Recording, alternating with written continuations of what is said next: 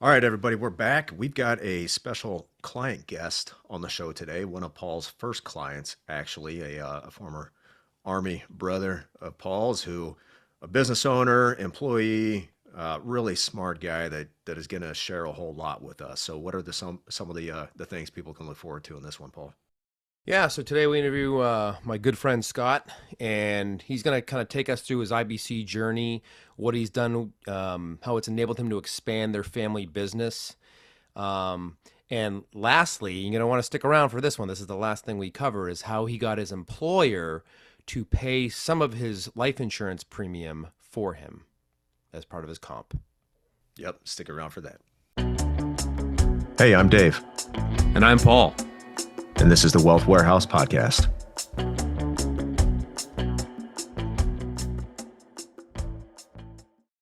All right, well, we're back. Paul, good to see you. And you brought a friend this time. Why don't you I, introduce him? yeah, I did. I brought my good friend, one of my best friends, known him since 1998. Scott McKay. He's a Army Lieutenant Colonel, retired. He was an Army Ranger. He's a Purple Heart recipient. Just an overall good guy. He's a husband. He's a father, and a darn good friend. And he was one of my first clients. So he's one of my first converts to becoming your own banker and Nelson Nash thinking and those principles. So Scott, welcome. Hey, thanks, guys. Appreciate it. Glad to be here. Yeah, first question I want to know is how tough is Ranger training? Oh, I think, well, there's a difference. So there's what I like to talk about. There's, being Ranger qualified, and there's being like serving in the Ranger Regiment. So Okay, I had the pleasure of doing both. So everyone who's Ranger qualified means they've attended Ranger school. So this that's is just tough. a fun experience of not sleeping, being hungry, being tired, and just Getting a relying on. concussion. Yeah, you get one of those. I got one of those. That was a good Yeah, time. yeah, But mostly you just learn about yourself. You learn about what you can do when you are exhausted, starving, and pushed to like the limits of what you can do. So it's a great, especially as a young officer or a young NCO, to learn that about yourself, so you can carry that through the rest of your career. And then I had the opportunity twice to serve in the Ranger Regiment. So call that, you can be Ranger qualified, and then you can be a Ranger by serving in the Ranger Regiment. And I got to do that as a young lieutenant in First Ranger Battalion, and then as a company commander and staff officer in Second Ranger Battalion. So that's good. A lot of okay, fun. awesome. And Paul, you didn't mention his education background, did you? Oh yeah. Let me get to that. Yeah, so we met. Scotty. That's what I call him. He's a Norwich grad, so in Vermont. That's where we met at the Military College of Vermont in 1998. We were in the same Rook platoon, and went through all that together, and then later, in the Army, you get the opportunity sometimes if you're a top performer to go get your master's degree. So he went to Stanford. That was in between what Ranger was that post Ranger Regiment? Yep, that was a post Ranger Company Command, and then becoming a field grade. That's where we ended up coming out to Fort Carson. That's where we, ended up retiring and coming out here to Colorado Springs. But yeah, it was ended up being selected for the Downing Scholarship. So I got pretty much go to a top tier university. I did political, had to be a policy program. So I did international policy studies. So could use Paul's help like I did in undergrad. The math and science portion, always really good at, but the using more than 13 letters of the alphabet at a given time is not really a strength of mine. So um, we were You've got to good, but be that's better all. by now, though. Oh, I am absolutely. I mean, I got a master's from Stanford, so I was able to, improve a little bit. But Paul is laughing a bunch because he used to proofread all my papers in undergrad. Um, and I had a good buddy, Dave, who not you, Dave, but another Dave that we were in the Ranger Regiment together when we were at Stanford. I got him through statistics and all the calculus-based differential equations, all those things, and he would help me, do some proofreading. So it was good. It's a good mutually beneficial relationship. Oh, I I might mean, know that that's Dave. That other Dave. I think I Yeah, met the other Dave. Yeah. yeah. I mean, that's military life, right? Helping each other through those Yeah. things. Where your absolutely. strengths make up for somebody else's weaknesses and vice versa. So you went from mouth breather to Stanford grad. I like to Um, say crayon eater, but it's fine. It's good. It's okay, I did thought that that. was the Marines. Yeah, well, they like their red and yellow, But I work for I retired. I work for a software company, so that's kind of a running joke because I'm the random Army Ranger surrounded by software developers. And so it's a interesting dynamic. Yeah. Well, you fit right in, I'm sure. You can Yeah, fit in absolutely. anywhere. Yep. It's been great. Yeah. Awesome. Well, tell us about your IBC journey. So you became a client, one of Paul's first clients, right? Maybe 4 or 5 It years was, yep. ago. So, what led you to infinite banking, and what got you Yeah. there? So yeah, I was in battalion command at Fort Bragg, and I was on the global response force, and we deployed no notice on New Year's Eve of um, 2019. So I got to go over to Iraq just in time to get some theater ballistic missile shot at us. So that was fun.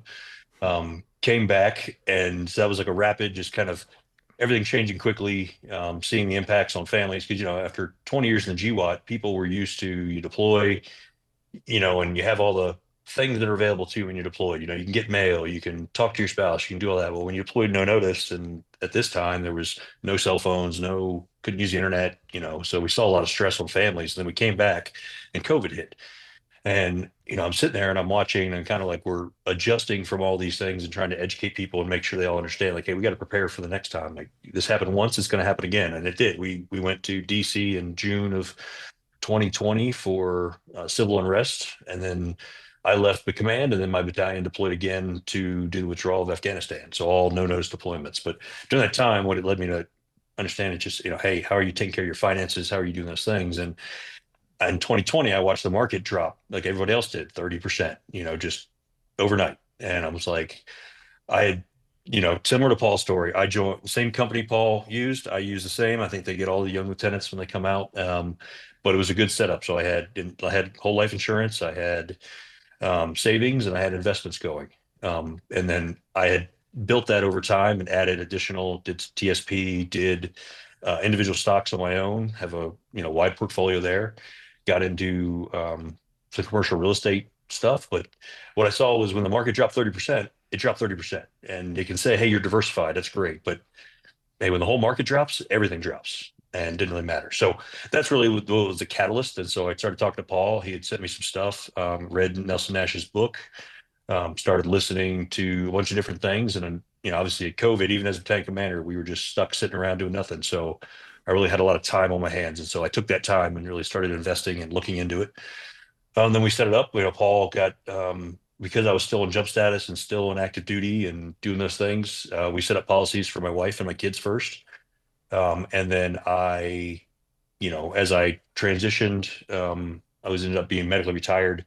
And during that process, I was able to do a retirement policy. So, at that time I set up, so within the course of probably 2 years, we did four policies, mine being a large retirement policy where I pretty much took my entire retirement, so almost 50,000 a year, and put that into a policy, plus my wife and kids. So we were quickly, at a pretty good amount of premium per income there. And then now, I'm working with Paul now on working on a few more policies just because we've, retired and things have a little changed. But really, I'd say it was just watching the market fall out and seeing that everything went down.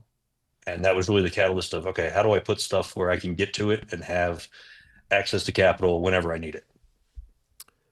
Yeah. And at the time, Scotty, were you guys were kind of just getting into exploring, starting I forgot to mention that you guys are Yeah. business owners, you and your wife.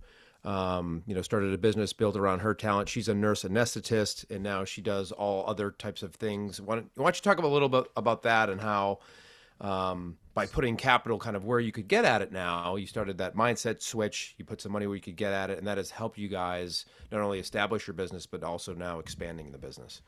Yeah, absolutely. And so coming out of COVID in probably about October of 2020, um, Kelly was just kind of a little frustrated with, work. She'd been in the OR for the last, 15 years as a nurse anesthetist, and was just getting a little burned out. And with COVID, obviously that didn't help. And so she became interested, and she started looking into medical aesthetics. And so we opened a small boutique. It was just her working out a little small shop. But we were able to take all that money that I just put into premium. We were able to turn around and take a loan against it. And we were able to use it to fund the initial startup of the business. So all the product buy, all the schooling, all the education, all the insurance and liability, all that stuff was all covered by what we had just turned and put into premium. And we took it out, used that, and within 6 months we had it all paid back. and we were, moving along. So to that point, we got to when I retired. One of the reasons we chose Colorado is because every state manages advanced practice nurses a little bit differently, and Colorado is very forward leaning in that. So Kelly, as an independent, as a CRNA, can practice independently. So when we came out here to Colorado, we just moved the business, relocated it from North Carolina to Colorado, and then we kind of kept it small. But then in September of last year, we had an interesting kind of opportunity present itself. We were looking at commercial real estate space. Had a landlord who met with Kelly when she was looking at the space, and was just like, "Wait, what do you do?"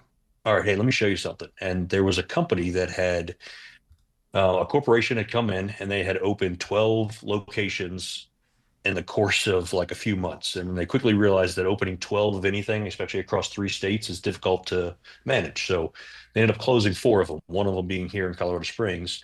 And they were a wellness franchise. So they specialized, they did IVs, compression, cryotherapy, red light, sauna, all those things.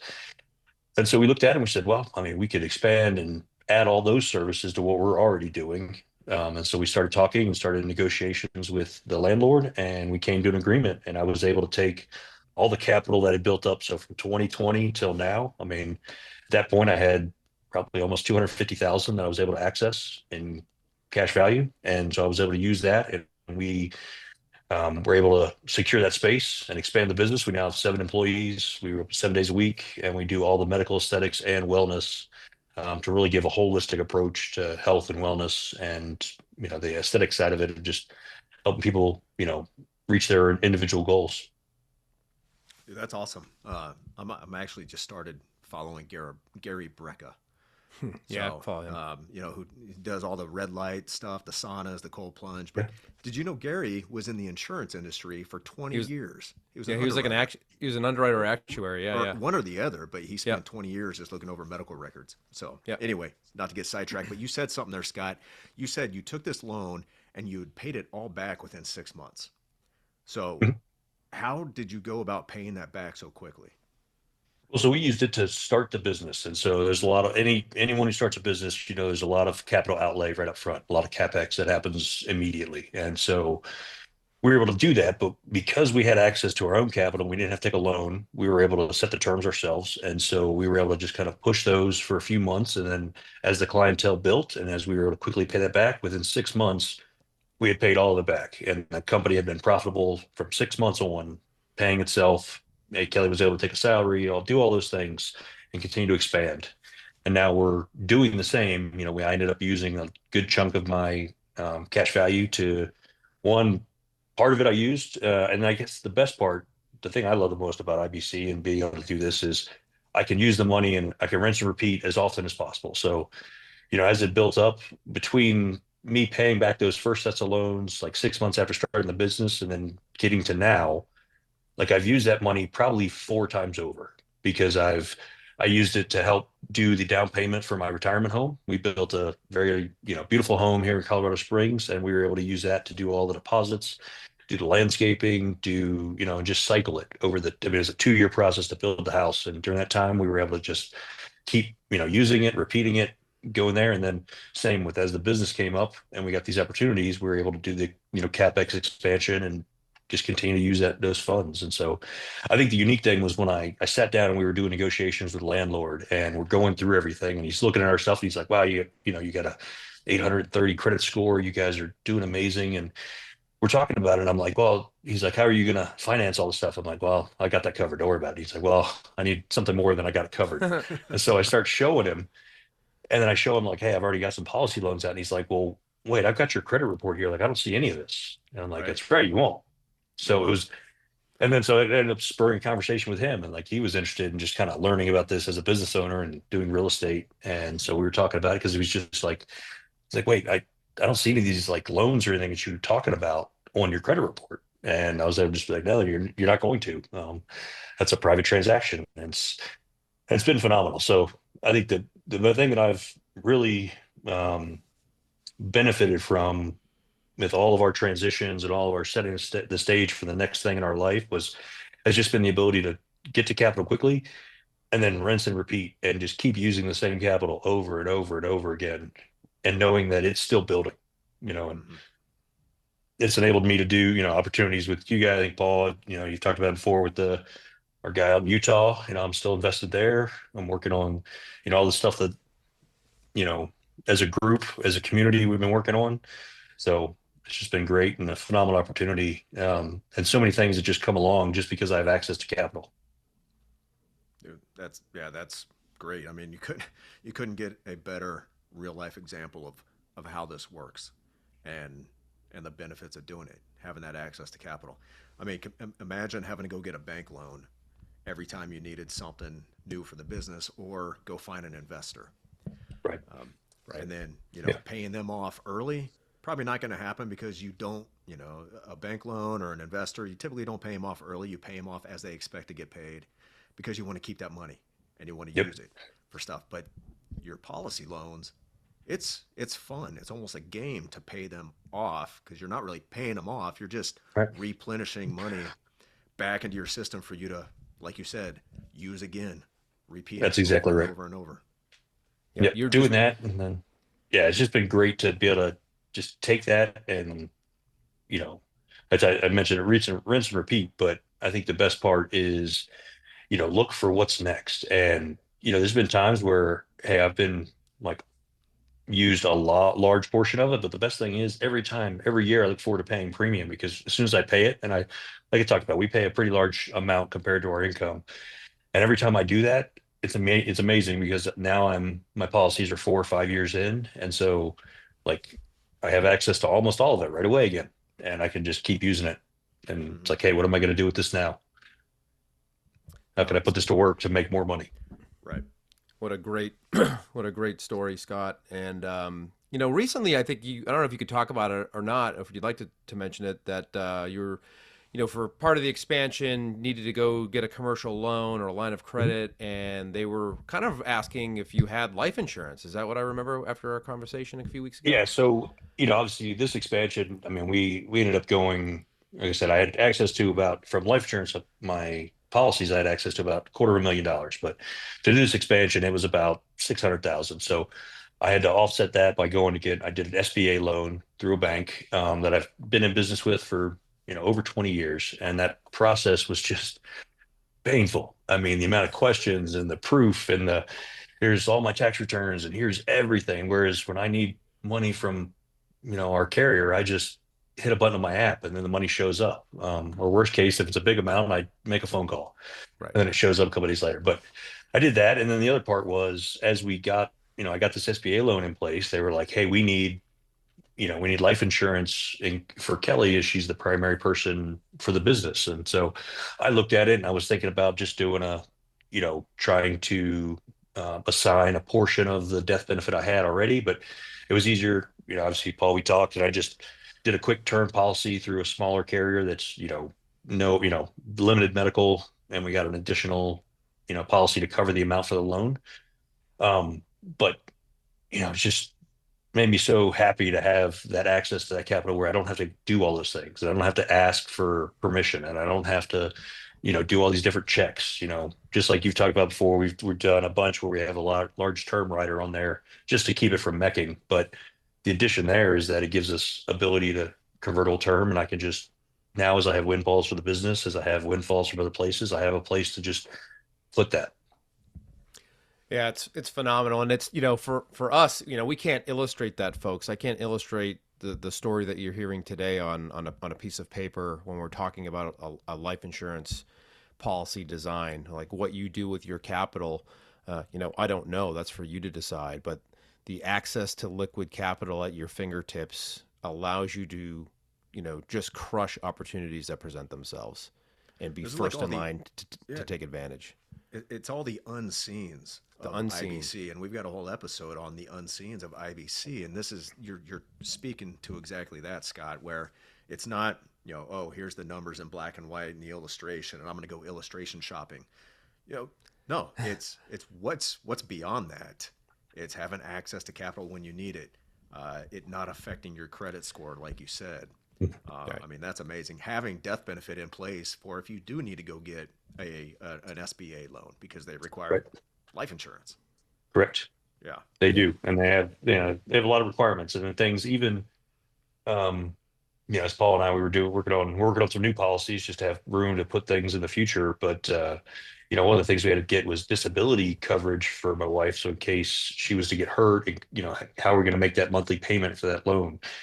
And unfortunately, my wife and I are both disabled veterans, so we both get VA, and so every carrier was just like, denied. You already get disability, so you can't Yeah. get more. And it's like, Mm, all right, how are we going to work this? So we ended up, I mean, we were able to work around it. We were able to just get a group disability policy through a carrier that was, automatically guaranteed. So, it's just there's nuances out there that, especially for the veteran community, that people just a lot of when you start dealing with banks and insurance companies, they don't understand because they look at VA money as, hey, that's disability, so you can't have additional disability coverage. We're knowing that, hey, that disability coverage is for something different, and that is for services. Injuries occurred while in service, but it doesn't prevent you from working. It doesn't prevent you from having a full-time job. So that was there, but yeah, it's been a great opportunity. And I think Paul, we're going to talk about, I recently had a great experience with my current employer. So I got out well, yeah, and you mentioned paying premium. So, and that everything you've said right now is so incredible and it's a lot of fun. But what you're about to talk about is probably the coolest part of this entire story that I think none of our listeners have ever. I don't know of any other client that we have, Paul, between you and I, who's done what you're about to describe. So, when it comes to paying premium, talk us through that. How are you getting essentially getting your employer to pay your premium? yeah, so I have the benefit of working for a great company. I work for a software development company here in Colorado Springs, and I joined. We were about 90 employees, and now we're up to about 150. But I was able to show up and just show value right away, and the employer appreciated that, and so I went to them and just said, they're a generous company. They give a 4% profit sharing that goes into a 401k, and they'll also do up to 6% of a match. And so for the first year, I didn't take advantage of that because I put most of my majority of my free capital goes into policies. It goes into premium. And so I was leaving 6% of my salary on the table that the employer would match. But I didn't want to lock that money up. And especially as a business owner, like I can't afford to lock 12% of something away that I can't touch until 59 and a half. And so I just, got all my information together. I went to my employer and just asked that, hey, I don't really like I have IRAs, but I don't like to participate in them now. And I don't want to keep money locked away because I'm also a business owner and I'm trying to do these things. And when I laid out all the different steps and the reasons why, and I just said, hey, as long as I keep a policy in force, I would like to get, if you're willing to, that 6% as premium match.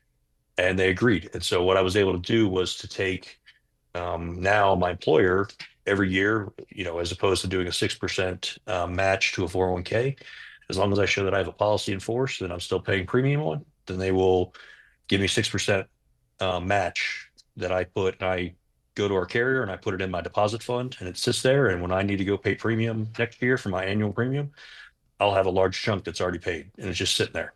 And it's going to accrue interest and it's going to generate a 1099 and do all those things. But that's just money that's sitting there that means I don't have to come up with later. Wow. And how does this affect your employer? So for him, I mean, as we laid it out and we talked about it, and I had to work with HR and kind of go through all the different aspects of it. But for them, it's the exact same thing, right? If they contribute to an IRA or they give this to me, it's just additional compensation they're paying me. So it still gets tracked on my W-2. And for them, it's still a deduction, right? It's just a matter of where did it go? Did it go to a pre-tax amount, a post-tax amount, and how much was it? So for them, it's the same. There's a little bit of overhead from me working with HR and coming up with a plan of how we were going to do this and make it available to the entire team because you can't obviously as an employer you can't just say, hey, I'm going to do this for one employee. So I had to help them with building a process so how we could take that and give it to everyone else to give them the opportunity to do it. But for them, it's I think for a lot of people it's just not knowing that's an option or not being willing to go ask. And I was able just to talk to him and lay out my case. And he was like, yeah, no problem. Here you go. Yeah. That's all, creative mindset, Scott, that you've developed. You always had it, but, refined it over the last few years as you've practiced IBC. I also noticed that And Dave, you'll get a kick out of this, I think. But this has been in the back of my mind for a while as I'm listening to Scott tell his story, is that not once has Scott mentioned the internal rate of return of his policies. Yeah. Not once. Rate of return hasn't even come up. Hasn't come up, right? Nope. So, if you're listening and you're one of those people that focuses on like RPUing your policy in year 8 or doing all these other stupid things that people do and, laddering and all this other crap, that's anyway. This is the way you should be doing it. Yeah, Yeah, or I think a 10 pay or something like that. Like Scott, at the 10-year mark, are you still going to need somewhere to put your capital? So absolutely. why limit how much you can put in at the 5-year mark or the 10-year mark or something like that? So, especially Yep. when it gets better every year.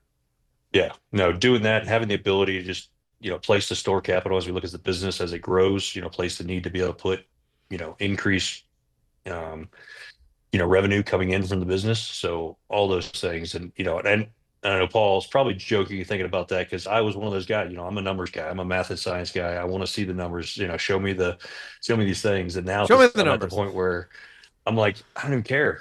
It doesn't matter because I know it's going to continue to grow and it's going to continue to get better year after year after year. And so I just want a place to put it because again, it's not an investment. That was the biggest thing. The biggest mind shift for me was, hey, this is just replacing my savings account, and that's all it is. And now I can take that and all that capital that's there, I take that and then I start putting that into other investments. And that's where I start worried about rate of return and all these things. But the stuff that I'm putting into policies, like I know, and I'm thinking for myself, for my kids, and the best thing I did was open policies for them. I look at those policies from when they were, my youngest was, I think, 2 when I started his policy. And I look at when he's our age, when he's the age we are now, he's going to have access to almost $400,000 in cash value. Wow. He'll never have to take a loan from bank for anything. He'll never, granted, mortgages at that point will be a lot more, but whatever, he'll have, but I'm getting ready to open another policy for him. So we're going to double down on that anyway. But That's right. they're going to have the ability to do so many things. And I think it's just, I'm having fun teaching them. Dave, you had mentioned, there's a bunch of great children's books. You had talked about it once on the podcast. I ended up getting those and reading them reading them Tuttle with kids. Twins. The Oh, the Tuttle Twins. Twins. Yeah. Yeah. Yep. Those are great. And our They're kids great love books. those books. Good. And so, Adults would love those books too because yeah, most adults don't understand the concepts until they read those books. Like, oh, the Federal right. Reserve, what is that? Or what is central planning? Or what is inflation? Yeah, so they're great for adults too. Yeah.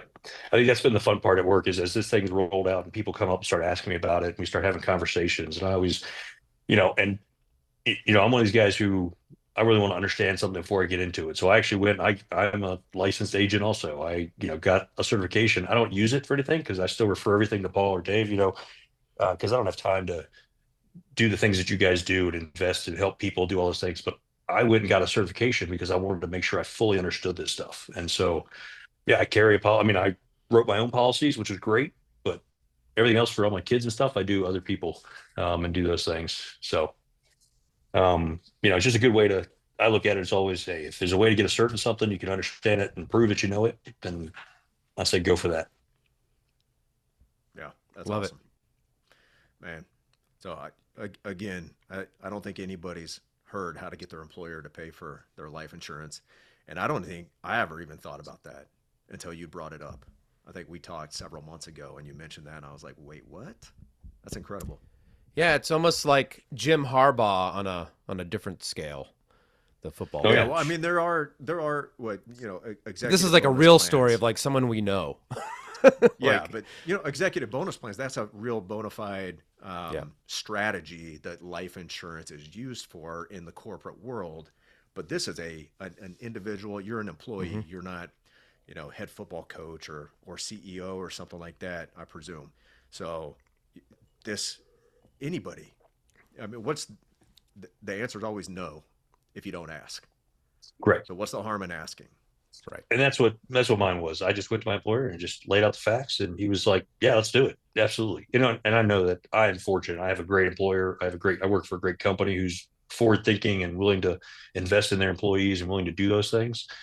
But even for us now, like I'm looking at this, how do I do this for my employee? I have 7 employees. We have a business, and I'm looking at, okay, how do we do that? How do we, we just brought in, we've only been with our expansion, our grand opening was in September, and we're already bringing in health insurance for our employees. We're bringing in, because I can afford to do those things because I've got access to capital. And so I can cover the premium. We're doing a 50-50 split with them, but it gives me, longevity with employees who are going to stay because they got health coverage. They've got that. And then I'll start talking all then. We'll look at it. And, obviously Colorado is one of these states where once you have over 5 employees, you have to offer a 401k. But I'll talk to them and maybe they'll, get them into IVC and have a better place to put that money as opposed to just a 401k somewhere. But or do Yeah. both. Make them read the book, coach them up. Yeah. I mean, this is a great way for employers to keep their employees, just like you said. Like you went to Absolutely. your employer. Well, the first thing you said is you jumped into this job, you did a good job, you kind of made a name for yourself. So one, Surprise. you got to be good at what you do. You can't just be a average or below average employee and go ask the boss for a favor. So you got to establish yourself. So be good, Yeah. uh, and then present it. What's in it for me? Think from the employer's perspective. Well, it's not going to cost me anything more. It's going to make my employee happy, and hey, keeping employees happy is a pretty Key important thing as an employee. employer. Key Yep. employees and keeping them Yep. on board. And if you can do that as an employer and say, well, hey, it's not going to cost me anything, so it's still a deduction. It's going to make my employee happier, and they're going to take some ownership in this. So yeah, why wouldn't I do this? It's a good thing. Yeah, we were able to like talk about it because we looked at it and we said, hey, we could do this as like a monthly thing. And I told him, I was like, no, let's do it as annual. Let's do it at the end of the every year. So if I'm not here till December, you don't have to pay it. Yeah, And he was like, really? All right, great. Because it's like I was telling him, okay, I'm invested here. I want to be at this company for long term. I want to be here, to watch this company grow and expand and do all these things. So I was like, hey, if I'm not here on December 31st, then you don't pay it. Because that means I'll lose out on that 6%. But this way it's mutually beneficial. Like you said, he gets the company gets all the same benefits it had before, but now it's, I get what I want and need. And so it's just finding that mutually beneficial point. yeah, Yeah, I love it. yeah. That's I great, love it. man. Yeah, well, I hope And we start hearing more stories like this from our clients and listeners. So this is gonna be really helpful for a lot of people. Yeah, I think just, once you really get into it, you understand it and you can articulate to people like why it works. That's really when it helps because it's just, Dave, you made a good point there. It's not costing the employer anything different. So it's just a matter of are they willing to get outside their comfort zone and hey, this is just how we've always done it. But it also takes like I had to help set up the plan so I can articulate it across the whole company because it's not something that you can do for just you can't do individual things for each employee that are unique. It has to be offered to all employees. So now it's anybody at this company. If you have a whole life policy, like they will do premium match for you, as long as it's at least 6% of your, covers that full amount. I love it. Yeah, and guess what? If you need to pull in your life insurance agent, and that's me or Paul, then pull us in. We'll be happy to talk to your employer or answer any questions that they might have to assure them that this is all on the up and up. Yeah, I think Yeah. it's just great, and doing, depending on which carrier you're working with, having a deposit fund, it makes it easy. It's a place where I can show a receipt, I just, because they sent me the funds, I immediately deposited those into my deposit fund for my account. And I was able to send them a receipt saying, hey, I asked for this. I told you what I was going to do with it. Here's the proof that I actually did what I said I was going to do. Not just, hey, I took the money and I'm just going to go, buy something nice, Right. Yeah. Now I was gonna ask what you do on the back end, so that just answered my question. So you get like a little snapshot. Here you go. It's been Yep. paid in the deposit fund. So that's great. That's awesome. Yeah. Yeah, we made it easy. It was just, I just have to show proof that my policy's in force and that I'm paying at least 6% of my salary in premium. And then they give me the 6%. And I just have to show proof that it was deposited where I said it was going to be. Brilliant. Yeah.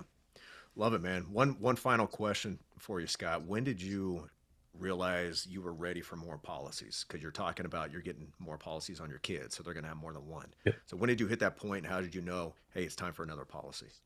Yeah, honestly, it was, listening to you guys talk recently and talk about, using that convertible term and looking at it. My wife and we're 44, we're healthy, we're doing great things, but, I don't want to wait until, um, I'm ready to activate that next policy. So I wanted to jump on it now while we're, still fully insurable. So those things. And I worked with Paul. I had because I did a retirement policy and I had to wait till I was off of jump status, except I got injured. The thing that medically retired me, I got injured while I was still on jump status. So when I did my policy, I mean, my policy, I'm a table C rated person. And I was like, hey, if they're willing to give me insurance, I'm going to take it. Cause for a lot of, and I would just tell everybody out there, if you're serving and looking to retire, like start thinking about this ahead of time. Don't wait until you're into your VA process and all those things. And a lot of guys come back and go, oh, where am I going to come up with money for this? Like, you can come up with the money, you'll find it.